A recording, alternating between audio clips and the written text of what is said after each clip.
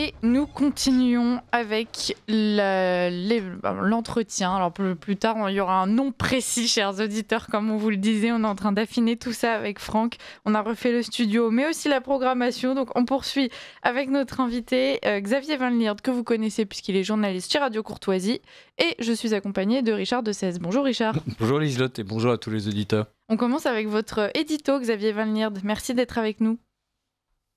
Oui, bonjour. Bien écoutez, j'ai entendu hier que Emmanuel Macron souhaitait réunir un conseil de défense informationnelle dans la perspective de la journée du 10 septembre, journée de blocage souhaitée par un certain nombre de citoyens, et puis soutenue aussi quand même par un certain nombre de partis politiques comme LFI.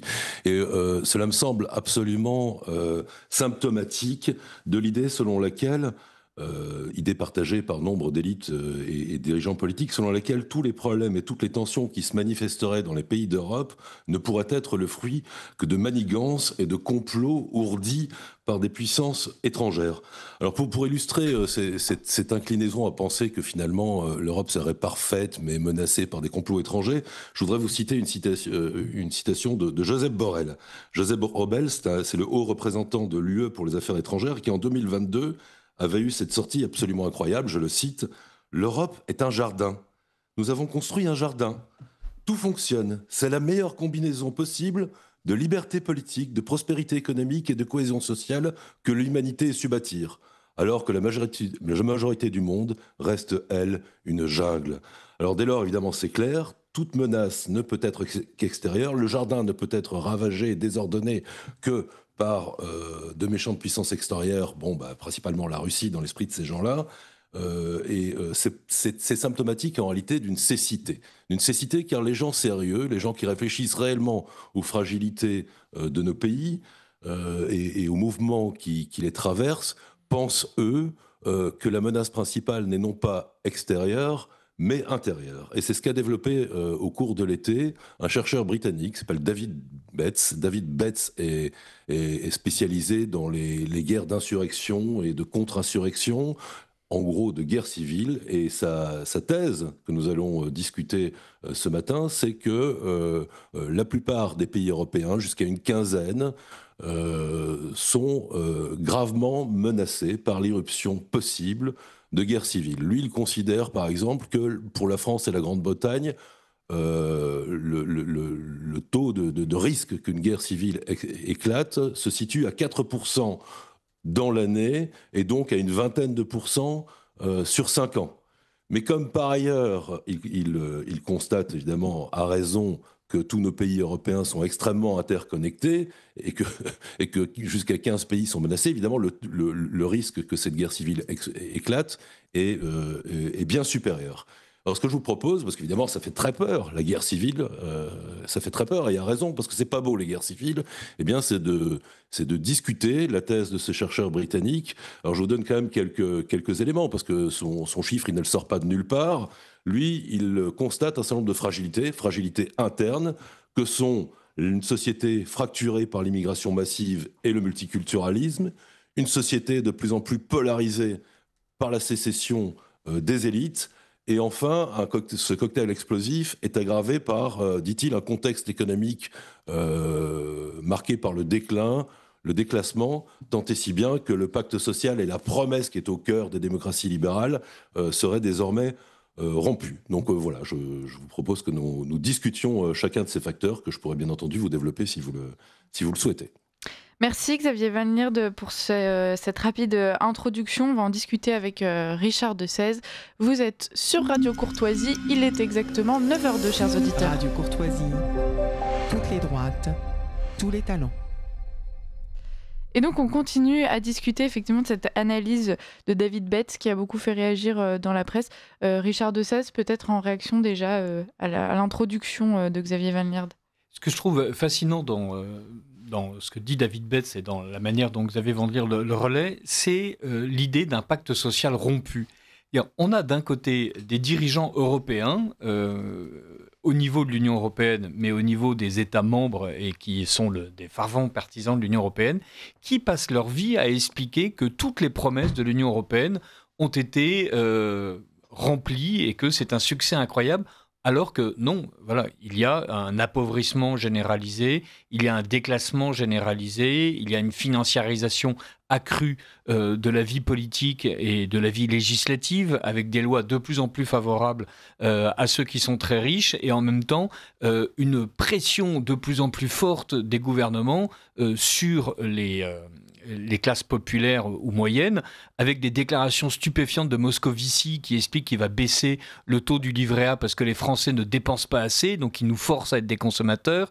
Lombard, le ministre de l'économie, qui explique qu'il n'y a pas de problème avec les agences de notation, avec les différentes agences étatiques, et qu'il y a un seul problème, c'est celui du consentement à l'impôt. Et donc on sent que l'une des raisons que vous mettez en avant dans votre analyse de la guerre civile possible, c'est le fait que le peuple se sent totalement trahi par des gouvernements qui refusent d'admettre que les promesses qu'ils font depuis des décennies, en fait, sont fausses. Et ça, c'est un aveuglement. Enfin, on ne sait même pas si c'est de l'aveuglement ou c'est un cynisme absolument incroyable. Enfin, on ne comprend pas comment on peut continuer à nous expliquer que tout va bien. Oui, alors ce qui est terrible en réalité dans notre situation, c'est qu'il y a des sociétés qui peuvent être armés pour faire face à des phases de récession ou de stagnation ou même de situations de grande pauvreté, parce qu'en réalité, la prospérité n'a pas été mise au cœur de leur projet.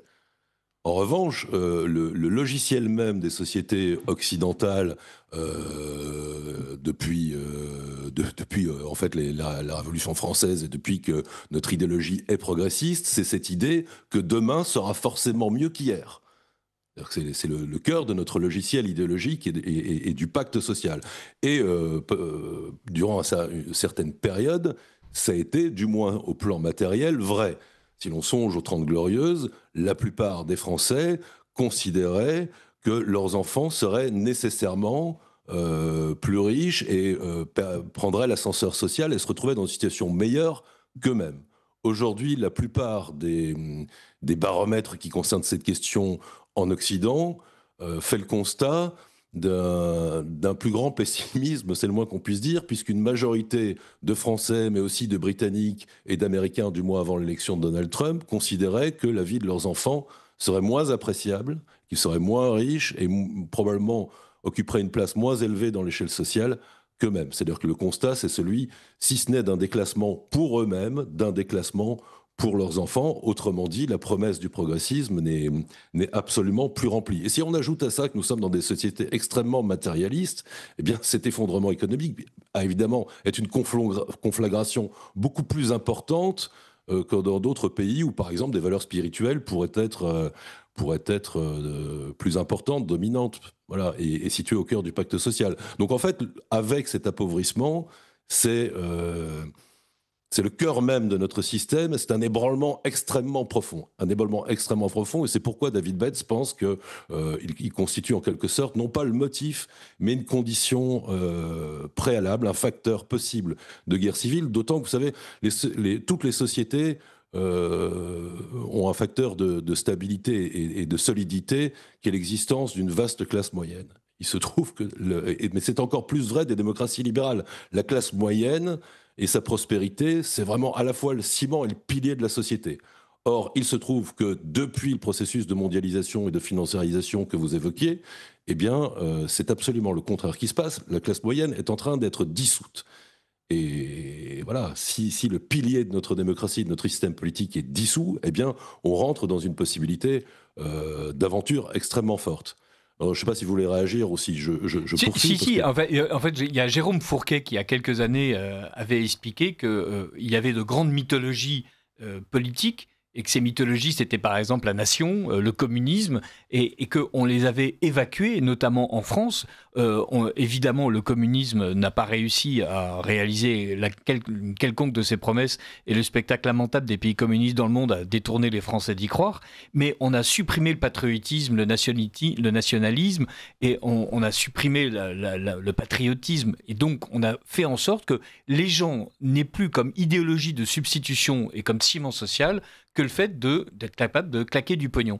Et aujourd'hui, on se retrouve avec des gens qui ne peuvent plus acheter de voiture, ne peuvent plus acheter d'appartement, et d'ailleurs on leur explique qu'ils doivent partager leur voiture et qu'après tout, 20 mètres carrés c'est bien suffisant pour vivre à 4. On est en train de renverser complètement toutes les aspirations qu'on avait fait naître et dont on avait éliminé en fait n'importe quel substrat religieux ou national qui permettait de tenir la nation au profit de enrichissez-vous. Et là, on est en train de leur dire, ça ne marche plus, mais maintenant, sacrifiez-vous pour la planète et restez néanmoins fidèles à ceux qui vous ont appauvris. Donc, pour moi, c'est même pas un élément de guerre civile, c'est proprement ce qui, en France, a toujours nourri, en fait, la révolte contre l'État. Depuis le Moyen-Âge, dès que le peuple a le sentiment qu'on lui arrache trop d'argent pour trop peu de retour, qu'il s'agisse d'une stabilité du pays, qu'il s'agisse d'une paix générale, qu'il s'agisse d'une capacité à produire de nouvelles routes, de nouveaux échanges, eh bien, le peuple, en fait, dit il n'y a aucune raison que je sois soumis à des gouvernements qui ne me rendent pas heureux. Et tout ça est absolument vrai, mais ne constitue en réalité que le premier facteur. Car pour notre malheur, il y en a un second, mais que vous avez effleuré, avec cette idée qu'ont les élites que la nation serait dépassée. Et là, David Betts a une remarque frappée au coin du bon sens et qui est de l'ordre de l'évidence, mais enfin, il est agréable de l'entendre dans la bouche d'un professeur du King's College de Londres. Il constate qu'il y a un fossé croissant entre les élites mondialisées, qui sont toutes post-nationales, et les classes populaires qui, elles, reste toujours très attaché à la nation, à l'identité nationale, au territoire national. Je crois que vous avez effleuré le sujet dans un précédent sujet ce matin. Bref, les Français et les Britanniques et les Européens en général sont ce qu'un autre chercheur britannique appelait des gens de quelque part, qui sont attachés à l'identité, au territoire, qui se situent dans le monde, tandis que les élites sont plutôt des gens de nulle part. C'est-à-dire des élites qui sont mondialisées, post-nationales, qui ont abandonné l'idée de nation, qui peuvent même la juger néfaste, alors que, précisément, ils sont dirigeants d'États nationaux. Et là, il y a une contradiction qui fait scandale parmi les classes populaires, de voir des dirigeants d'États nationaux professer que ces mêmes États nationaux ne sont pas légitimes. Et c'est d'autant plus grave, en réalité, que cette fracture et cette polarisation croissante a un caractère se traduit aussi géographiquement. C'est-à-dire que les élites mondialisées sont plutôt situées, les élites entre guillemets, plutôt situées dans des métropoles, tandis que les gens qui restent attachés à la nation sont plutôt dans les zones rurales ou périphériques. Évidemment, ça crée un nouveau ferment de discorde et de fragilité extrêmement grave pour nos sociétés. Ce que David Betts constate en réalité, c'est que les élites politiques, et peut-être aussi un certain nombre d'élites économiques ou médiatiques et autres, ont fait sécession. Et le peuple leur en veut. Parce que on disait le peuple a des aspirations matérielles, il ne veut pas qu'on lui pique son argent, et c'est tout à fait légitime. Mais en réalité, dans toute l'histoire, mais encore aujourd'hui, on constate que le peuple n'a pas ces seules aspirations-là. Il peut aussi être parfaitement attaché au modèle national parce que lui sait que la nation et la patrie sont bien communs, alors que d'autres n'en ont plus besoin et deviennent donc flottantes. Et donc on se retrouve en réalité avec trois facteurs qui peuvent provoquer la guerre civile. D'une part, l'appauvrissement dont on a parlé, d'autre part, un désenchantement et un sentiment que les élites sont illégitimes, mais parce qu'elles ont organisé leur propre illégitimité. On ne peut pas diriger un pays, un État-nation tout en disant que l'État-nation ne vaut rien. Et puis évidemment, il y a le troisième facteur, l'éléphant au milieu de la pièce, celui que tout le monde voit mais que personne n'ose nommer, et surtout pas dans le monde universitaire, à part ce valeureux David Betts, eh bien, c'est la fracturation créée par l'immigration massive et le modèle multiculturel. David Betts constate que nos sociétés ne sont plus homogènes. Alors, plus du tout homogènes, puisque désormais cohabitent en son sein des groupes qui ne sont pas unis par la même mémoire, ni par les mêmes aspirations, qui n'ont pas les mêmes valeurs, et qu'il décrit donc les sociétés européennes comme des entités politiques disloquées. Évidemment, c'est très dangereux, parce que quand deux groupes numériquement importants cohabitent sur un même territoire et qu'elles aspirent à des mondes antagonistes, eh bien, un des modes de résolution de ces tensions, eh bien, ça peut être la violence, tout simplement, et donc le recours à la force et, in fine, la guerre civile. Est-ce qu'il serait réellement légitime de parler de guerre civile, puisque justement, vous le dites, on se retrouve avec deux peuples qui n'ont même plus la même mémoire sur un même territoire, donc un peuple rendu légitime par son histoire sur ce même territoire, l'autre qui est bien plus récent et d'ailleurs qui ne se sent même pas attaché au dit territoire. Dans beaucoup de romans dystopiques et de fiction, on se retrouve avec effectivement cette guerre civile qui éclate et qui vient systématiquement de ces populations d'origine migrée qui se ressentent elles-mêmes comme étant étrangères. Est-ce qu'il est pertinent de parler de guerre civile ou est-ce qu'on ne serait pas simplement face à une guerre mais qui aurait lieu effectivement sur le territoire français et qui pourrait en déchirer la société mais qui n'opposerait pas un seul et même peuple? Oui, alors pour répondre à cette question délicate et qui n'est pas seulement d'ordre sémantique, on pourrait dire, David Betts le dit d'ailleurs à certains moments, il dit je dis guerre civile pour parler d'un processus où des groupes antagonistes sur un même territoire prennent les armes et s'en prennent les uns aux autres. Donc il reconnaît que pour une part, on pourrait considérer que ce n'est pas une guerre civile, mais une guerre entre autochtones et allochtones, entre Européens de souche, tout en ayant des difficultés à définir ce que ça signifie, et d'autre part de la population présente sur le territoire.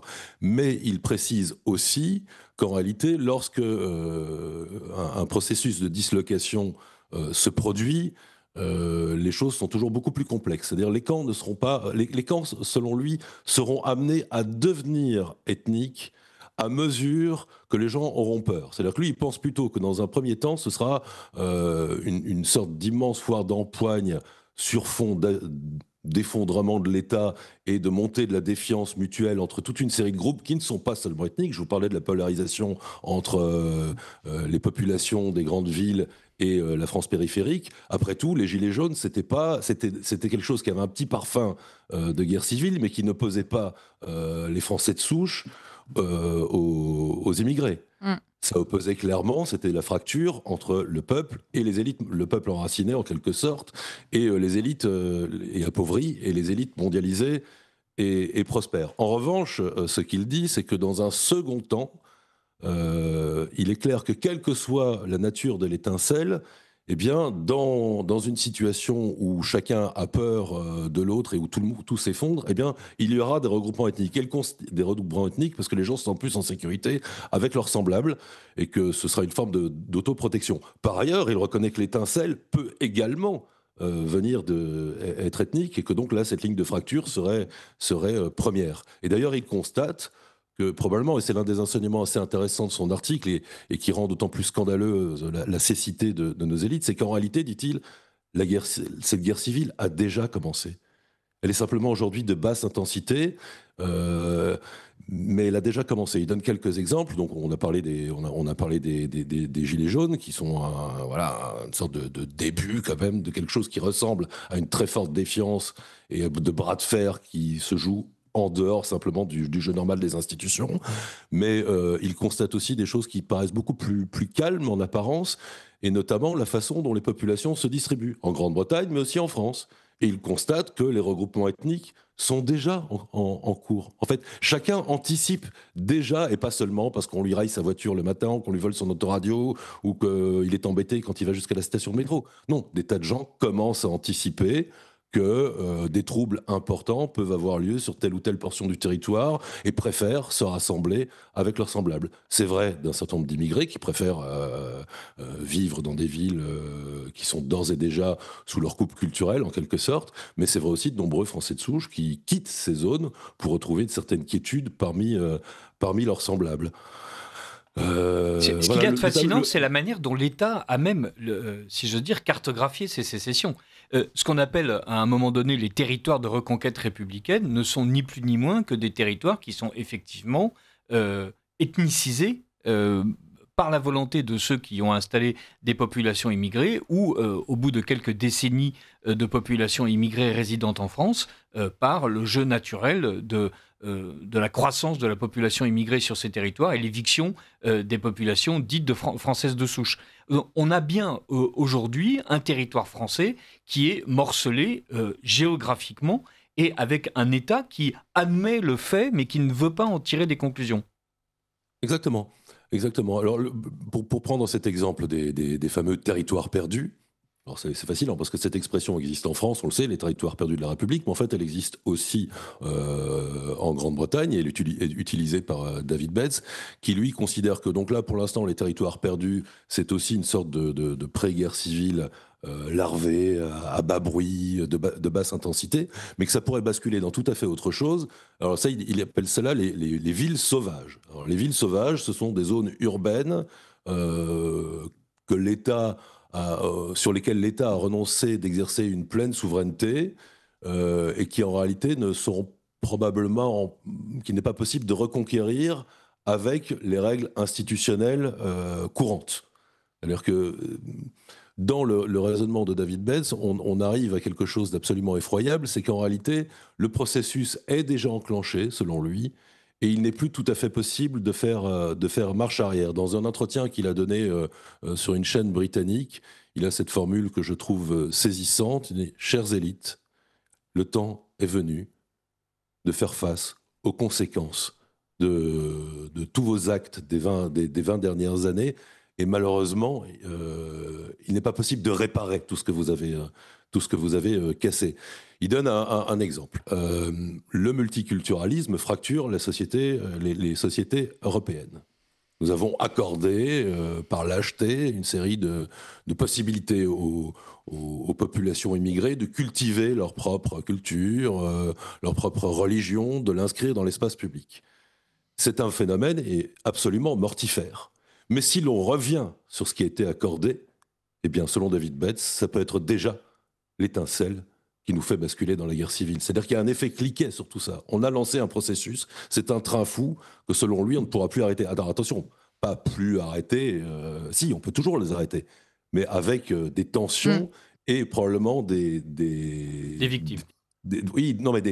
Une façon de fonctionner de la part de l'État qui serait de l'ordre de l'état d'urgence ou d'une situation d'exception et pas du tout selon le fonctionnement habituel des institutions.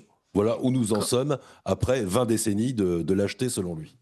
Pas 20 décennies, 20 ans, évidemment. Quand David Betts explique qu'effectivement il est trop tard et que de toute façon les choses vont arriver, voire sont déjà là, est-ce qu'il évoque la façon qu'a Emmanuel Macron de vouloir aussi étouffer ce genre de situation ou bien les retarder, justement en gouvernant par la peur? On l'a vu pendant le Covid.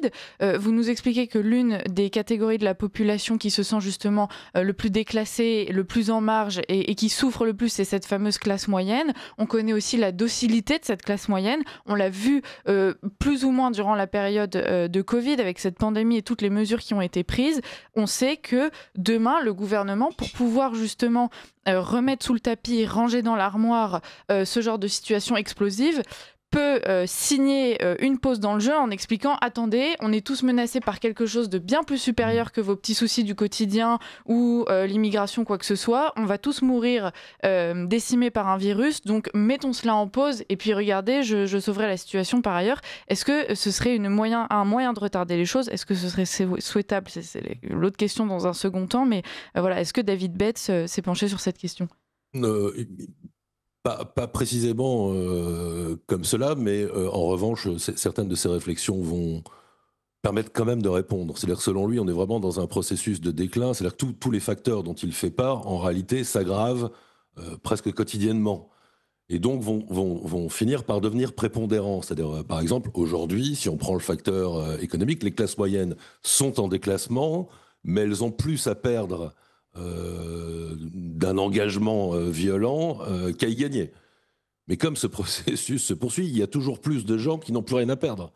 Une fois qu'on a franchi un certain seuil, le coût d'entrer dans un processus de violence politique est moindre, parce qu'on a moins à perdre, tout simplement. Et donc lui, il a notamment une sorte de grille d'analyse où il explique que dans un premier temps, lorsque on est dans une situation très difficile, on accepte de rentrer dans la violence contre des choses. C'est-à-dire qu'on devient, par exemple, un casseur, ou on devient un gilet jaune très énervé qui est capable d'aller affronter les forces de l'ordre, mais pas encore de tuer. Alors que dans une guerre civile de haute intensité, la situation est aussi dramatique qu'on n'en est plus à brûler des poubelles ou à affronter simplement les forces de l'ordre dans quelque chose qui est ritualisé, Parce qu'en réalité, par exemple, aucun gilet jaune, on voit très bien dans les gilets jaunes, c'était extrêmement ritualisé. On se retrouvait au même endroit pour faire du bruit, se compter, jouer en quelque sorte à la guerre civile, un peu comme d'ailleurs la dialectique des grèves en France. Les grèves en France sont très ritualisées. On fait une grande manifestation, ensuite les négociations commencent et chacun chemine selon un scénario à peu près connu de chacune des parties. Il y a encore de ça aujourd'hui. La première étape qui, à mon avis, est franchie, c'est lorsqu'on s'en prend très durement quand même au matériel. Et les gilets jaunes, c'était le début de cette bascule. C'est-à-dire qu'on commençait à casser pour de vrai. Pas des gens, mais des choses. Et lorsque on aura franchi des seuils de désespérance plus importants, eh bien, il sera possible d'aller au-delà. Et J'ai voilà. l'impression quand même que dans tout ce qui est mis en place et dans tout ce qu'on voit apparaître, il y a la militarisation croissante de la réponse de l'État.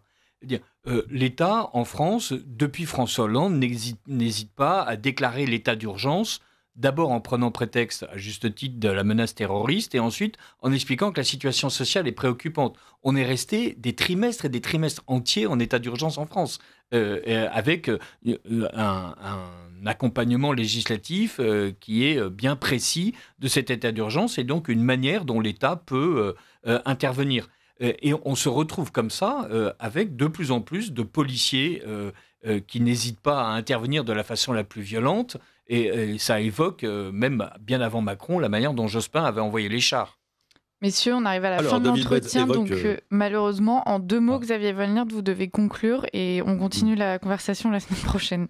Très bien. Eh bien, en 2 mots, c'est tout à fait exact. Il y a une illusion de la part du pouvoir politique de croire qu'il va pouvoir résoudre ces problèmes avec des solutions techniques et notamment de maintien de l'ordre, alors que, comme nous l'avons vu, les sources du problème sont très profondément politiques et idéologiques. C'est-à-dire que pour éviter cette guerre civile, la solution est probablement de retrouver un peu plus d'homogénéité, d'avoir un peu plus de sens de la justice sociale et de la part des élites de cesser de faire sécession, justement, et de se souvenir quels sont les représentants d'un peuple qui a des aspirations qui doivent être entendues. En prétendant que les troubles seraient téléguidés depuis l'étranger ou en musclant simplement davantage les forces de l'ordre, eh bien, en réalité, les élites aggravent le problème puisqu'elles montrent qu'elles sont déterminées à ne pas entendre leur peuple, et c'est absolument navrant et dangereux. Et on poursuivra cette discussion la semaine prochaine, même jour, même heure. Merci beaucoup Xavier Wolnirt d'avoir rejoint l'équipe de la matinale pour cette émission hebdomadaire. Merci à vous aussi Richard Desèze. Bonne journée et à très vite.